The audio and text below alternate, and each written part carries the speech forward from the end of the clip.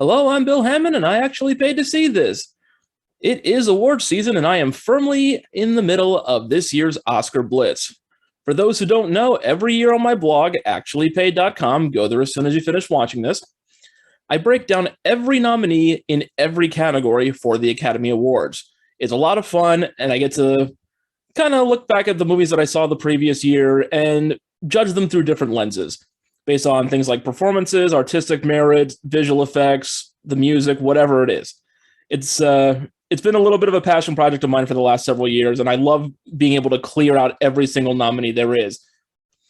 So for this year, I'm going to try something a little bit different and include YouTube in the proceedings for some of the more major categories, starting today with Best Supporting Actor. This is a really strong group of contenders. There really isn't a bad performance in the bunch.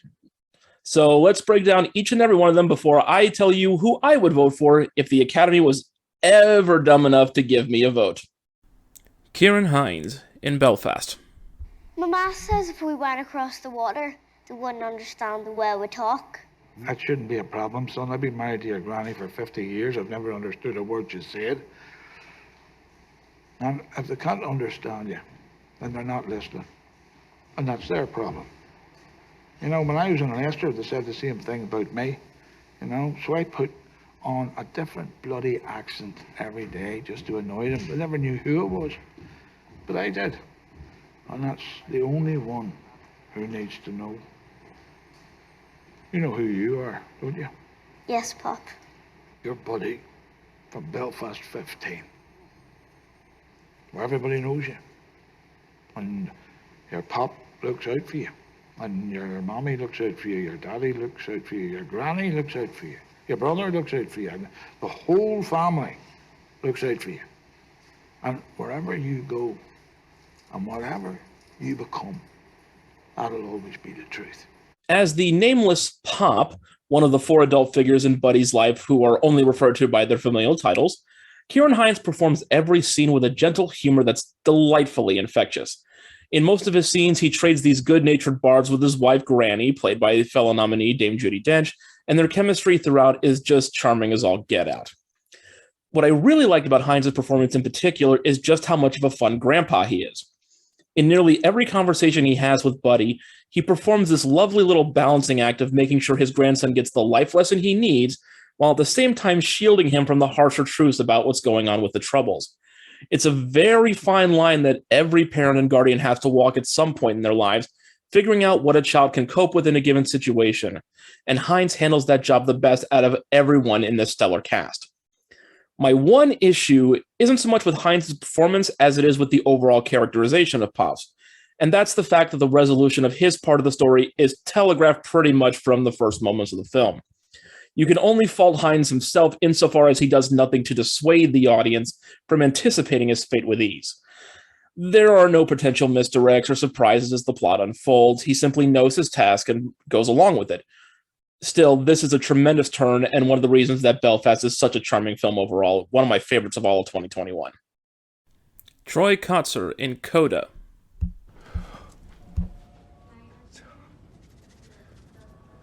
Editors.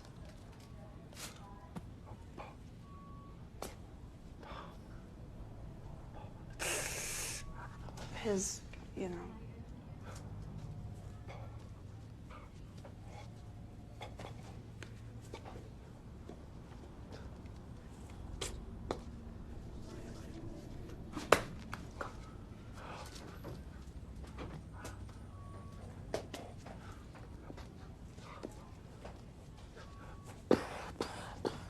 Right, well, so the layman's term for what you both have is jock itch. Now, you can argue that Troy Kotsur's inclusion here owes a lot to Paul Rossi being nominated last year for his role in Sound of Metal.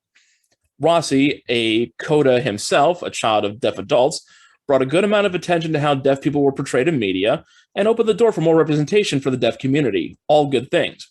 But to simply attribute Kotsur's nomination to past precedent would be to sell him monstrously short. For one thing, this movie was filmed in 2019, so it's not possible for Sound of Metal to have influenced the casting.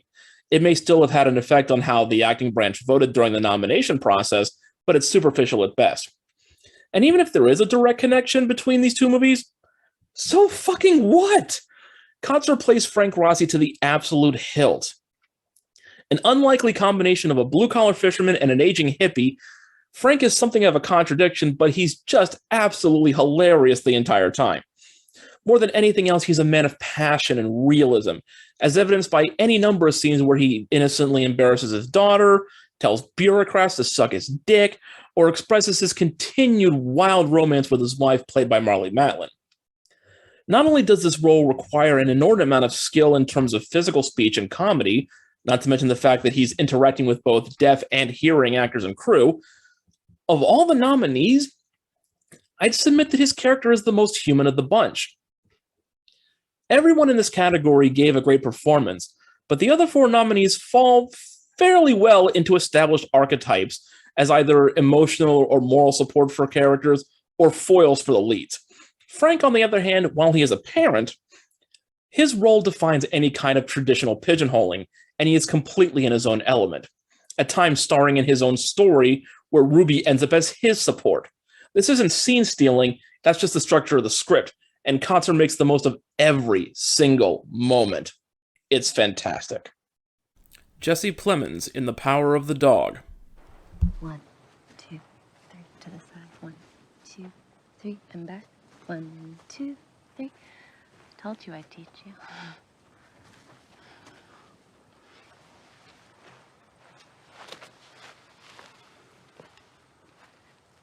4, 2, 3. Side 2.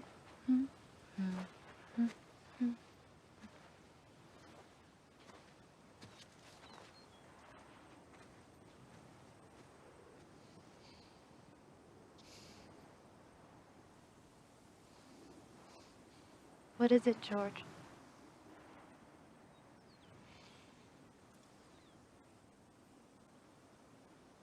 I just want to say how nice it is not to be alone. I've been a fan of Jesse Plemons for years now, and I am so glad he finally gets his due. He should have been nominated long before this, if nothing else than for his role in I'm Thinking of Ending Things, where he and co-star Jesse Buckley both got snubbed, but they're both redeemed this year in their own categories. That said, this is not his strongest role. It's not his fault, it's just the way the film is structured. As George Burbank, Plemons has the rather thankless job of being the nice guy. He's the polar opposite of his brother Phil. As such, his characterization is very narrow in terms of what he can do. He has to be the one to pick up the pieces when Phil insults and threatens others. He has to occasionally offer proof of a latent goodness in Phil, and just generally, he has to be the decent human being that his brother vehemently refuses to be. This also translates into the physical side of the performance, as George is noticeably stiffer and more upright than the looser, more casual-looking Phil. The formality of George's role in society manifests itself in his posture, something that Phil mocks him for on more than one occasion.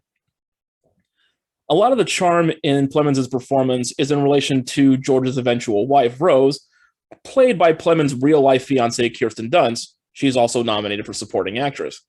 There's a natural chemistry in every scene they share, given their actual relationship, and it serves both of them well. It's just not enough for large chunks of the movie. I suppose, in a way, this is a textbook example of a supporting performance, because in nearly every scene he's in, it's Plemons' job to prop up his co-stars. He tees up some of Phil's more diabolical moments. He occasionally asserts his own viewpoint.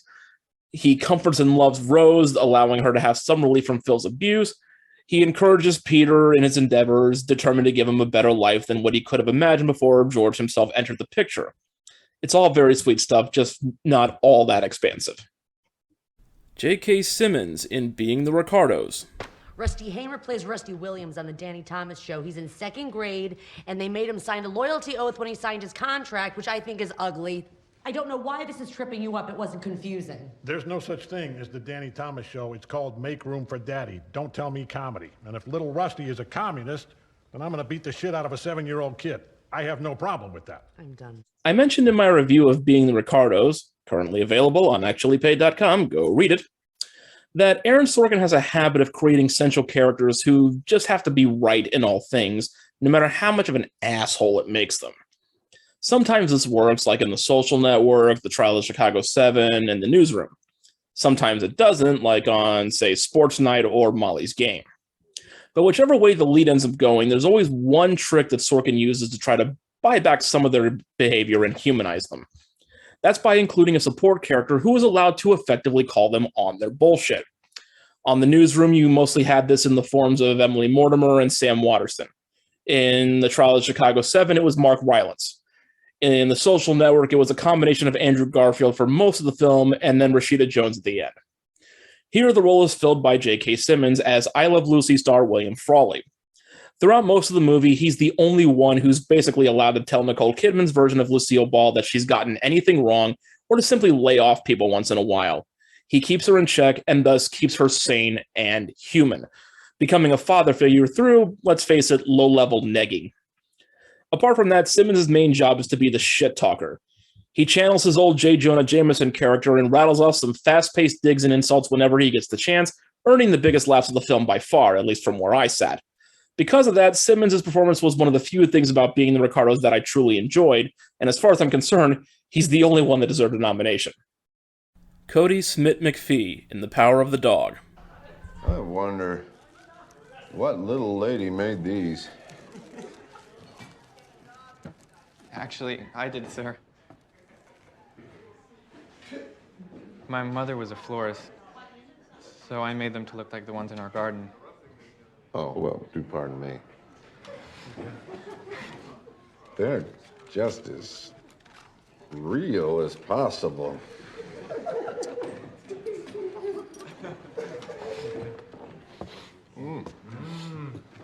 Now, gentlemen, look, see, that's what you do with the cloth.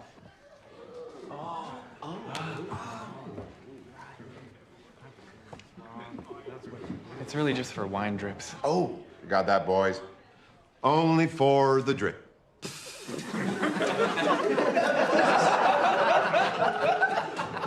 Now get us some food.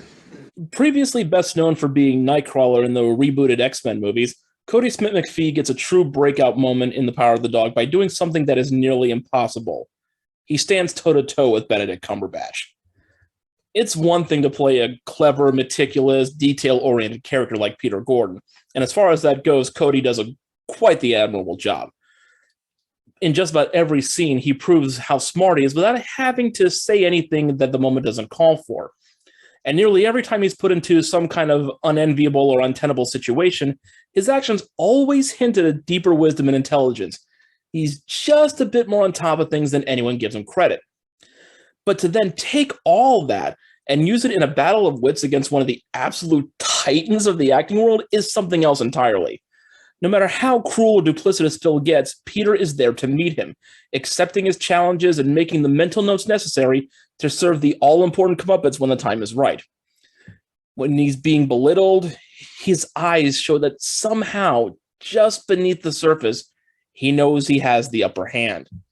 The fact that he's eventually able to lull Phil into enough of a false sense of security to make him take on this combination mentor-admirer role would seem almost silly if it were not for Smith-McPhee's skill in delivering such a believable character.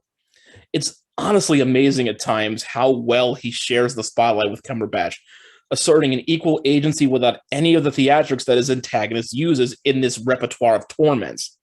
Seriously, if this kid isn't made a true star after this movie, then something is horribly wrong with the Hollywood system. So now that we've gone over all the nominees, here's how I'd rank them if the Academy ever gave me the chance to vote. In first place, I have Troy Kotsur, followed by Cody Smith-McPhee, Kieron Hines, Jesse Plemons, and J.K. Simmons. And there you have it. That's my take on this year's Best Supporting Actor category. Who do you think should win? Let me know in the comments below, or better yet, go to the blog actuallypaid.com, click on this article, and vote in the online poll. I'd love to know what you guys think. We'll be back next week, hopefully, with another category. And until then, keep it locked on actuallypaid.com for coverage of all 23 categories in this year's Academy Awards as the Oscar Blitz continues. Until next time, I'm Bill Hammond. I actually paid to see this.